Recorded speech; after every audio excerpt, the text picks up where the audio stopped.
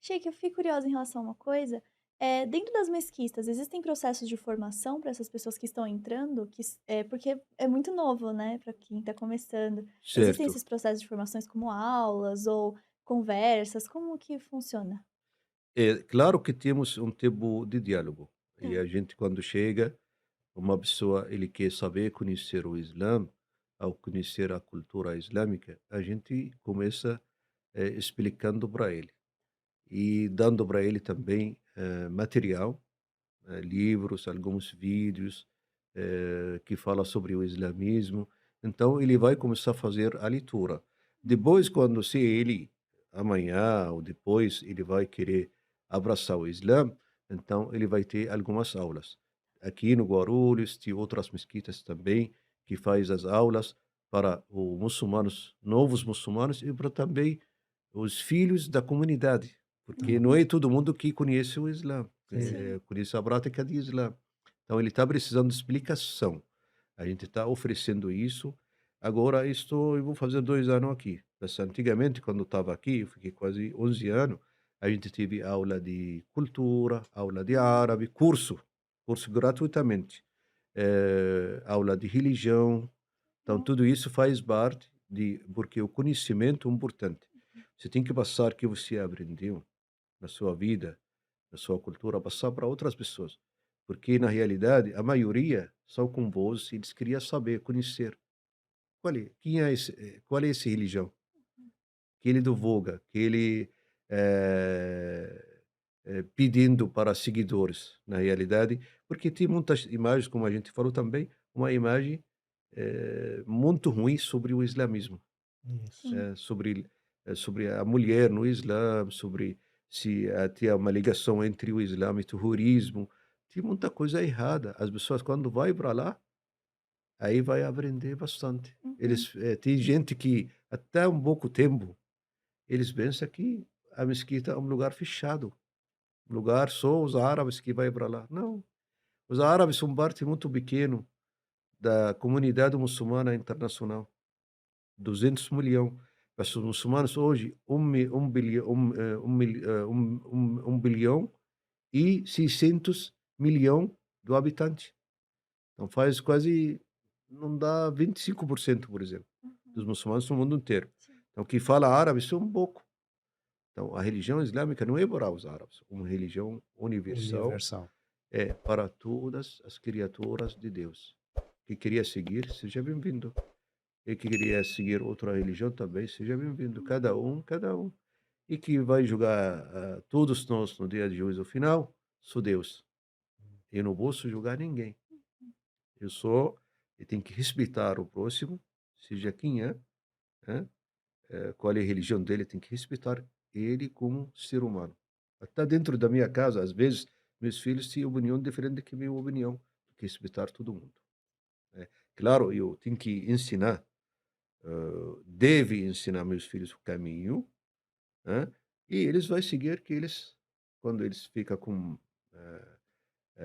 mente completo e já jovem, eles vai escolher o caminho certo, claro, porque ele foi criado de uma maneira correta, dentro de casa. Perfeito. Sheik, existe, né, a sunitas e xiitas, Certo. que é a partir da morte de Maomé, né, que nós vamos ter uma ramificação. Eu acho muito importante explicar um pouco para as pessoas que estão nos acompanhando o que seria essas 2 ramificações ou alas, como que se interpreta isso, até para esclarecer para as pessoas entenderem melhor. E para sunita e xiita, Deus é único. O I profeta isso Muhammad é o ponto é, fundamental. o profeta Muhammad, mensageiro de Deus. O Alcorão sagrado, o livro sagrado de Deus. Qual é a diferença? Foi uma diferença depois da morte do profeta Muhammad, que a paz esteja com ele. Parte dos muçulmanos acharam que o Ali, que Deus esteja satisfeito com ele, o primo Primo. e marido da filha. Ele deveria ser o quê? O Khalifa, primeiro Khalifa, então, primeiro governador do Estado islâmico naquele Islâmico. tempo. E outros acharam que é Abu Bakr. Então, aqueles que acharam que é Ali depois foram seja, chamaram xiita. Então, auxiliares do Ali ibn Abi Talib, que Deus esteja satisfeito com ele. Então, algumas diferenças, poucas diferenças entre as sunitas e xiitas. A maneira de rezar, a maneira de colocar a mão ou não colocar a mão dentro da oração. Mas, na realidade, não tem muita diferença. A gente tem que respeitar a divisão, por exemplo, a divisão, que ele vai seguir um jeito, uma maneira para adorar a Deus. A gente respeita ele como ele está. Como eu falei um pouco, que vai julgar todos nós no dia de juízo final, só nosso Criador. Então temos esse, igual católico, protestante Isso. e outras também, outras.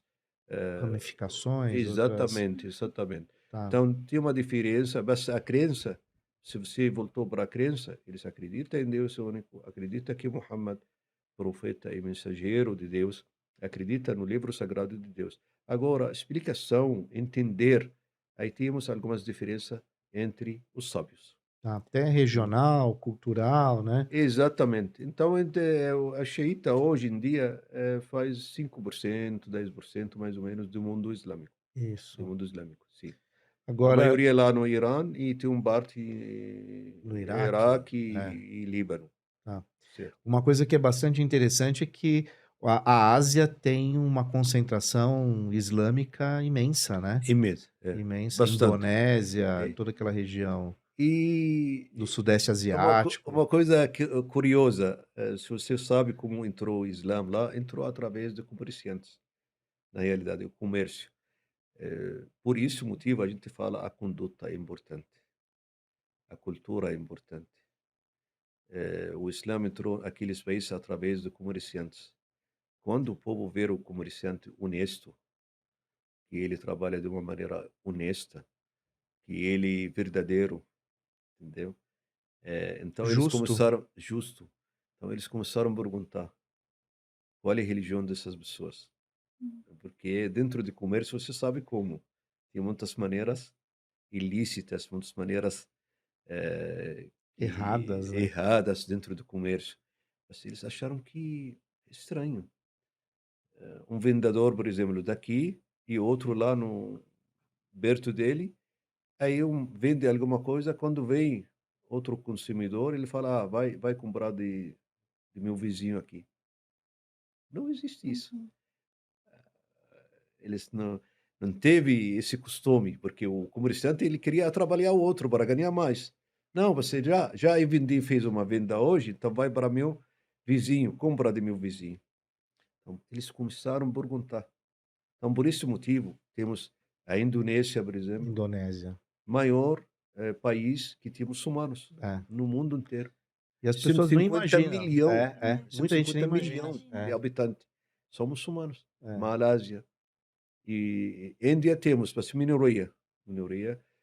China tem, União Soviética tem, e tem bastante naqueles lugares, na Naquela realidade região, né? tem bastante.